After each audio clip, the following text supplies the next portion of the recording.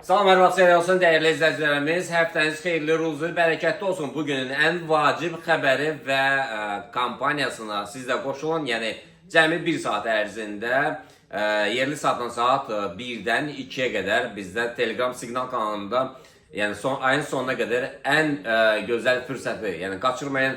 Yəni bir aylıq ən münasib qiymətə sizin üçün biz təşkil edirik. Sadəcə olaraq kampaniya 1 saat davam edəcək. Yəni keçək. Bugün bu həftə nələr var? Həftəniz xeyirli olsun inşallah. Təbii ki, qızıl yenidən maksimum səviyyəyə qalxdı və 4078'lərə qədər qalxdı. Biz bunun şənbə bazar günləri bunu söyləmişdik. Eyni zamanda şənbə bazar günləri siqnal kanalında biz əməliyyatları verdik. Bitcoin'da qəşəng gəlirlərlə bazardan çıxdı. Yəni bütün siqnal kanalında iştirak edən şəxslər və eyni zamanda səhər saatlarında qızılda 2 əməliyyatı verdi və hər ikisi də uğurla nəticələndi. Bugün nələr olacaq? Yəni bu həftə ərzində qızılın yuxarı qalxma hədəfləri hansılar olacaq? 4115'lər, 4234'lər və 4390'lar. Bunlar sadəcə yadda saxlayın. Bugün satış əməliyyatları korreksiya gələcəkmi sualına gəldikdə isə təbii ki 4048'lərdən aşağıda formalaşarsa 4014 və 4001'lərə qədər, hətta 4000'lərə qədər emmə dəstək götürüb yenidən qalxması gözlənilir. Keçək biz Bitcoin'e. Bitcoin'e bütün traderləri şoka saldı və çox çaşqınlıq yarattı. Nə üçün? Çünki keçən həftə 123'dən şənbə bazar, yəni şənbə günü səhər saatlarında 102'yə düşməsi, yəni bu çox maraqlı bir hərəkət idi. Təbii ki, biz satış əməliyyatları bizdə vardı, amma həmin nöqtəni deyək ki, 102'ləri biz yəni gecə saatlarında olduğu üçün biz onu o gəlirlə bağlaya bilmədik. Biraz yuxarıda bağladıq.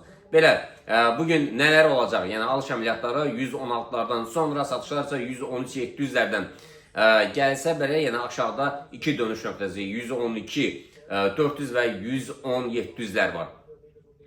Neftə gəldi desək, neft bildiyiniz kimi bugün səhər saatlarında böyük gaplə, boşluqla açıldı. 62-44'lərdən 64'lərə qədər yüksəldi və boşluq yarandı. Bu boşluğu bugün dolduracaqmı, doldurmayacaq sualına gəldisə, əslində hal-hazırda gördüyünüz kimi Trump da Tel Avivə yəni çatıb, hal-hazırda səfərdədir. Baxma görə nələr baş verəcək. Təbii ki, bu birbaşa dollara təsir göstərəcək. Səfərdə yəni nəysə bir hadisə olmasa dollar üçün daha yaxşı olacaq. Belə hadisə baş versə təbii ki dollar sürətlə ener, qızıl yenidən qalxacaq yuxarı və deyilən kəlmələrdən də çox şey asılıdır.